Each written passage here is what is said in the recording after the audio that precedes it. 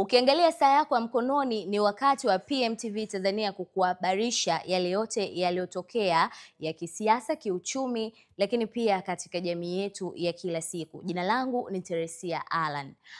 Kutokea kwa kifo cha kaka wa rais wa Zanzibar Hussein Ali Mwinyi ambaye anajulikana kwa jina la Abbas Ali Mwinyi, jana Septemba 25 tuliweza kupata taarifa za msiba huo. Sasa kinachoendelea katika lile jimbo lake ni kwamba taarifa zote zinazohusu uchaguzi au tuseme ugombea wa kufuatia uchaguzi unaenda kufanyika Oktoba 25 zimesitishwa mara moja na Tume ya Uchaguzi Huru INEC baada ya kifo chake. Kwa mujibu wa taarifa iliyotolewa jana Septemba 25 na msimamizi wa uchaguzi jimbo la Fuoni anayejulikana kwa jina la Miraji Mwadini Haji, ambaye amesema kuwa alipokea kutoka kwa naibu katibu mkuu wa CCM Zanzibar kuhusu taarifa ya kifo cha Abbas, na hivyo wakawa wamekubaliana kwamba zisitishwe mara moja shughuli zote za uchaguzi katika jimbo hilo.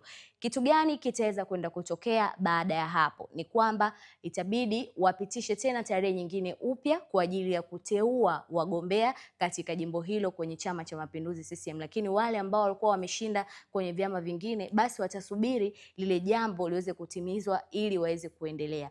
Katika kuonyesha mshikamano wa kitaifa kwa familia ya marehemu Daktari Abbas Ali Mwinyi, tumeweza kushuhudia Rais wa Jamhuri ya Muungano wa Tanzania Daktari Samia Suluhu Hassan akiwa amefika pale katika visiwa vya Unguja pamoja na Spika wa Bunge la Jamhuri ya Muungano wa Tanzania Dr. Tulia Ackson, lakini pia tuweza kumshuhudia Naibu Waziri Doto Biteko pamoja na viongozi wengine wakubwa katika kutoa pole kwa familia ya marehemu.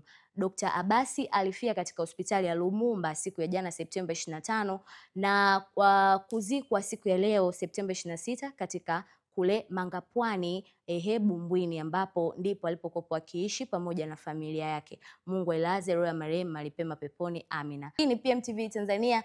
Asante kwa wewe ambaye umesubscribe channel yetu, lakini pia usiondoke hapa kwa sababu matukio kadha wa kadha yanakujia kila siku. Jina langu ni Teresia Alan, mpaka wakati mwingine, kwaheri.